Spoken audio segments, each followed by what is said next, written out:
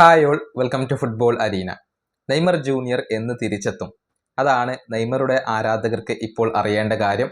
നമുക്കറിയാം, സർജറി കഴിഞ്ഞുകൊണ്ട് അതിൻ്റെ റിക്കവറി സ്റ്റേജിലാണ് നെയ്മർ ജൂനിയർ ഇപ്പോൾ ഉള്ളത്. പ്രധാനമായും ജിമ്മിലാണ് നെയ്മർ ജൂനിയർ ഇപ്പോൾ ട്രെയിനിങ് നടത്തുന്നത്. ഫിസിയോതെറാപ്പി പുരോഗമിച്ചു കൊണ്ടിരിക്കുകയാണ്. പക്ഷേ ഗ്രാസിൽ ചെറിയ ചില ആക്ടിവിറ്റികളൊക്കെ നെയ്മർ ജൂനിയർ നടത്തിയിട്ടുണ്ട്. എന്നാൽ പൂർണ്ണമായും ഗ്രാസിലെ ആക്ടിവിറ്റികൾ നെയ്മർ ആരംഭിച്ചിട്ടില്ല. അതായത് ഗ്രൂപ്പിനോടൊപ്പം നെയ്മർ ജൂനിയർ ഇതുവരെ ട്രെയിനിങ് ആരംഭിച്ചിട്ടില്ല.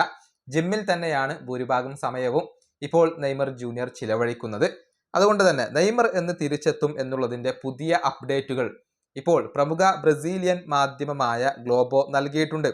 അതായത് സാന്റോസ് നെയ്മർ ജൂനിയറുടെ കാര്യത്തിൽ ഇപ്പോൾ ശുഭാപ്തി വിശ്വാസത്തിലാണ് എന്നാണ് ഗ്ലോബോ റിപ്പോർട്ട് ചെയ്തിട്ടുള്ളത്.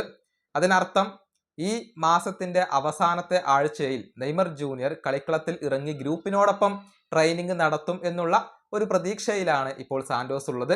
ബ്രസീലിയൻ ലീഗിലെ ആദ്യത്തെ മത്സരങ്ങളിൽ നെയ്മർ ജൂനിയറെ തിരികെ കൊണ്ടുവരിക എന്നുള്ളതാണ് ഇപ്പോൾ സാന്റോസിന്റെ ലക്ഷ്യം. അതായത് ജനുവരി 29 നടക്കുന്ന മത്സരത്തിൽ ചപ്പകോയൻസി എന്ന ടീമിനെതിരെ സാന്റോസ് ബ്രസീലിയൻ ലീഗിലെ ആദ്യ മത്സരം കളിക്കുന്നുണ്ട്. ആ മത്സരത്തിൽ നെയ്മർ ജൂനിയറെ തിരിച്ചു കൊണ്ടുവരാൻ വേണ്ടി സാന്റോസ് ശ്രമിച്ചേക്കും.